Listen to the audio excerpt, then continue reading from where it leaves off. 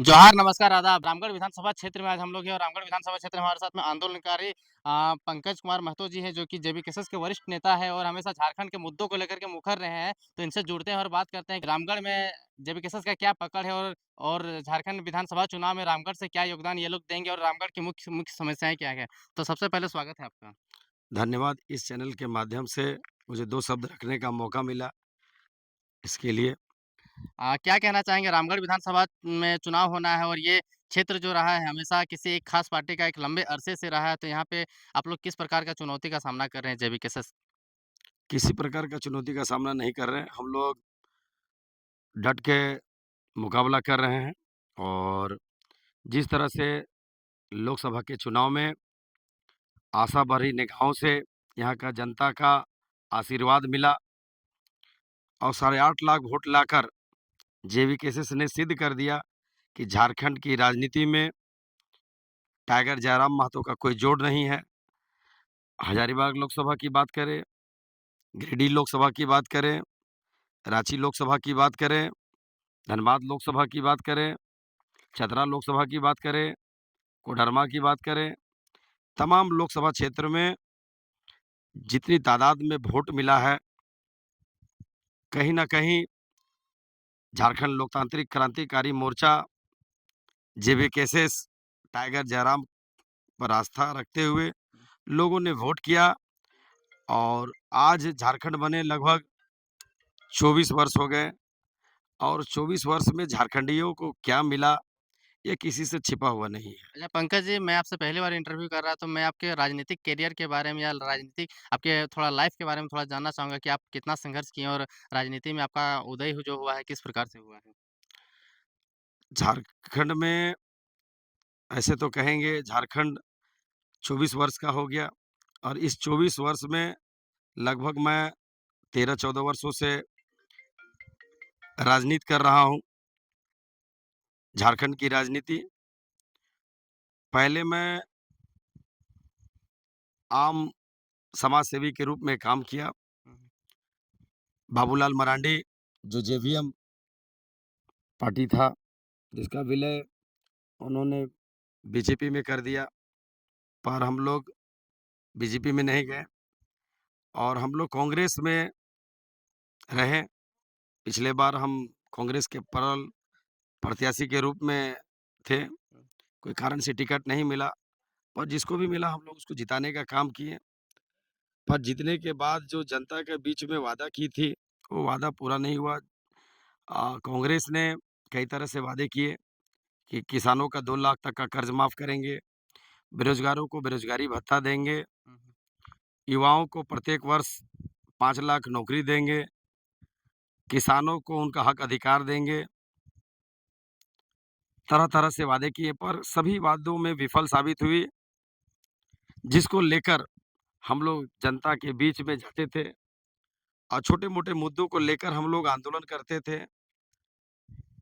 तो ये उनको बर्दाश्त नहीं हुआ और उन्होंने जन मुद्दों को लेकर जब मैं मुखर हुआ, तो उन्होंने मुझे पार्टी से निकाल दिया। मुझे पार्टी से निकालने के बाद फिर भी मैं शांत नहीं बैठा और किसान बेरोज़गार संघर्ष मोर्चा की कमिटी बनाई और कमिटी बनाकर लोगों के बीच गया, धरना, प्रदर्शन, आंदोलन किया, उनके हक अधिकार की लड़ाई लड़ी और करीब मुझ पर 23 मुकदमे दर्ज हुए आंदोलन के। आज लगभग 5 वर्ष हो गए, साढ़े 4 वर्ष। तो इस साढ़े 4 वर्ष में और पीछे का मोटा-मोटी मान के चलिए 10 वर्ष, साढ़े 14 वर्ष की राजनीति में 23 मुकदमे दर्ज हुए, जिसमें अभी वर्तमान में मेरे पर 13 मुकदमे चल रहे हैं और सभी आंदोलन से संबंधित हैं अच्छा। और जहाँ पर हम लोग खड़े हैं, इस ज़मीन बचाने को लेकर भी हम लोग आंदोलन किए थे। ज़मीन पर बाद में आएँगे। पहले आप ये बताइए कि जा रामगढ़ विधानसभा में जो इस बार चुनाव होना है, क्या-क्या मुद्दे रहेंगे आप लोगों के जेवीकेएसएस के द्वारा? सरकार की नीतियाँ, जो सरकार झारखंड में जेएमएम कांग्रेस की सरकार है, जो जनता के बीच में मुद्दों को लेकर गई थी कि ये हमारी सरकार बनेगी तो प्रत्येक वर्ष 5 लाख लोगों को हम नौकरी देंगे, बेरोज़गारी भत्ता देंगे, हुँ। किसानों को उनको हक अधिकार देंगे, आंगनवाड़ी सेविका, सहिया दीदी को उनको मानदेय बढ़ाएँगे, हुँ। पारा टीचर को स्थायी करेंगे, उनका मानदेय बढ़ाएँगे, सिपाही जो काफ़ी इस राज्य की सुरक्षा को लेकर सजग है, उन लोग को परमानेंट करेंगे, उनका मानदेय बढ़ाएँगे। पर वो हर एक मोर्चे में झारखंड सरकार विफल साबित हुई। उनकी विफलताओं को जनता के बीच में लेके जाएँगे कि आपने 5 वर्षों में किसी को कोई रोज़गार नहीं दिया और अभी अब चुनाव आया है, तो आप उत्पात सिपाही की बहाली निकाल कर युवाओं का जान ले रहे हैं। अभी हाल-फिलहाल के दिनों में आप उत्पात सिपाही को लेकर 10 किलोमीटर की दौड़ जो 40 मिनट में पूरा करना था, उसमें करीब 10 लोगों की जानें गई। मैया योजना अभी निकाल रही है, जिसमें 1-1 हज़ार देने की बात कर रहे हैं। ये तो माँ को सम्मान देने की बात हो गई। नहीं, ये माँ को सम्मान देने की बात नहीं हुई। माँ को सम्मान तब मिलेगा, जब यहाँ पर महिलाएँ, माताएँ-बहनें सुरक्षित रहेंगी। जितनी लूट, हत्या, डकैती जेएमएम कांग्रेस की सरकार में हुई, उतनी लूट, हत्या, डकैती इससे पूर्व की सरकारें में कभी नहीं हुई थी। आप बताइए कि हेमंत सोरेन का जो कार्य करने का अभी जो प्रणाली चल रहा है कि लगातार एग्ज़ाम ले लेना, दौड़ ले लेना, महिला सुपरवाइज़र लोग का एग्ज़ाम का डेट निकाल देना और भी तरह-तरह की प्रतियोगिता परीक्षाएँ कराना, आप इसको किस रूप में देखते हैं? सिर्फ़ चुनावी जुमला है। अभी ₹1000 बोल रहे हैं कि हम दे रहे हैं, ये 5 साल तक कहाँ थे? हुँ। सरकार तो 2019 में बना था, 2019 से ही चालू कर दें कि हम सब मैया योजना सबको देंगे। कोरोना था उस टाइम बोल रहे हैं। कोरोना में भी विफल रहे हैं, कोरोना में भी विफल रहे हैं। जो सुविधाएँ मिलनी चाहिए थी, आम जन को, किसी को नहीं मिला। लोग सड़कों पर पैदल अपने घर आए और सिर्फ़ पीठ थपथपाने की बात करते हैं कि हमने एरोप्लेन से लोगों को नहीं। लाया।